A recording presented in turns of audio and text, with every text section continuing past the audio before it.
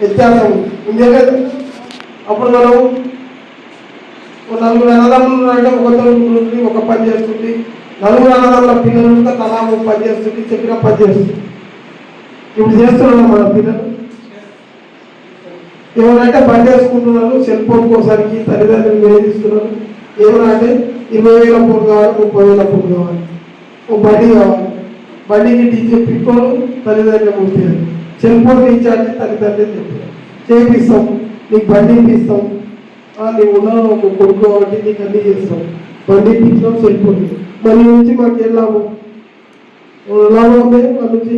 అవునమ్మా ఇంటి పని ఏమైనా చేస్తాడా? తల్లిదండ్రులకి ఏమైనా ఆసర అవుతాడా? ఏదైతాడు? అదే నేను నాటేస్తున్న పిటిసాలు తక్కువ ఉండేది, ఓ పిటిసాలు తీసుకురాలా ఆడికి వెళ్ళాక లేదు లేదు లేదు నేను మామూలు ఉన్నా మా దోస్తులే మన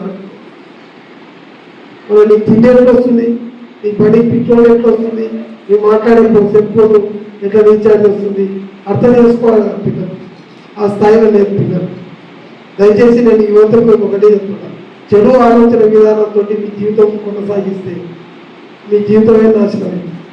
మీ బతుకు ఆగ్రహంగా వచ్చినాక తయారవుతుంది, సమాజంలో పనికి రాకుండా. అదే రావులు కొడుకంటే వాడు ఎంత బుద్ధివంతుడా, వాడు ఎవరితో మాట్లాడితే వాడు పనితో వాడు చేసుకున్నాడంటే ఆ గౌరవం నీకొస్తుంది, నీ కుటుంబానికి వస్తుంది.